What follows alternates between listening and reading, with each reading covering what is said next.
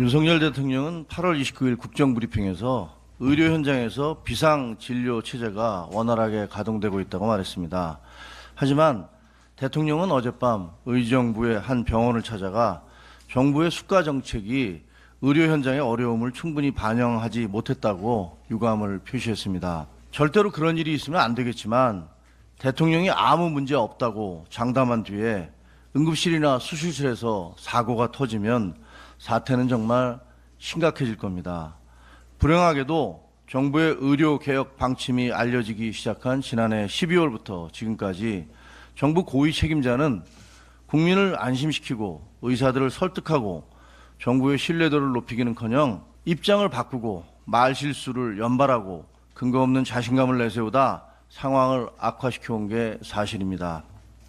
해마다 의사를 2,000명씩 증원하는 건 바꿀 수 없다더니 반발이 격렬해지자 2025년에는 1,500명만 늘리기로 했습니다.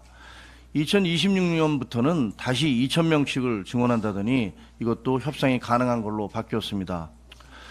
전공의 처벌과 의대생 유급도 위협, 사정, 눈치 보기를 거듭하다 이젠 어쩌겠다는 건지 알 수가 없습니다. 이쯤 되면 애초에 왜 2,000명이란 숫자를 고집해 혼란을 자초했는지 이해하기 힘듭니다. 상황을 악화시키는 무책임한 발언이 난무한 것도 뼈아픈 실책입니다. 의식불명이나 마비 상태가 아니고 고열, 복통, 출혈 정도는 경증이니까 응급실에 가지 말라는 주장에 동의할 국민이 얼마나 될까요? 그게 큰 병의 전조 증상이 아니라고 누가 장담할 수 있습니까? 의사 증원은 정부 정책이니 의사들과 합의할 이유가 없다고 말하면 의사단체가 협조하겠습니까? 저는 정부의 의료개혁 정책이 꼭 필요하다고 믿고 있고 적극 찬성합니다. 의사들의 주장이 중구난방이고 무리가 있다는 것도 잘 압니다. 하지만 해마다 2,000명씩 의사를 늘리는 게 절대적으로 필요하다는 정부의 주장은 신뢰를 상실해버렸습니다. 정부의 의료개혁은 어렵게 시작됐고 또 꼭 성공해야 합니다. 그렇다면 특단의 대책이 필요합니다. 그 시작은 책임질 사람이 책임을 지는 것이라고 믿습니다.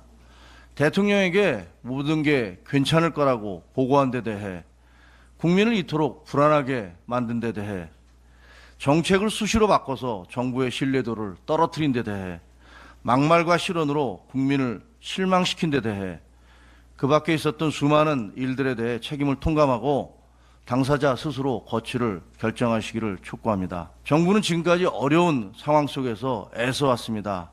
하지만 상황이 이 지경이 됐으면 임명권자인 대통령과 국민을 위해 결단을 내려야 합니다.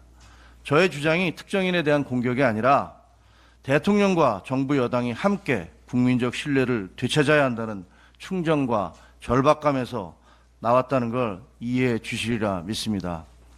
비온 뒤에 땅이 굳는다고 합니다. 이번 진통을 딛고 일어서 대한민국의 의료체계가 명실상부하게 전 세계 최고로 거듭나기를 진심으로 바랍니다. 이상입니다.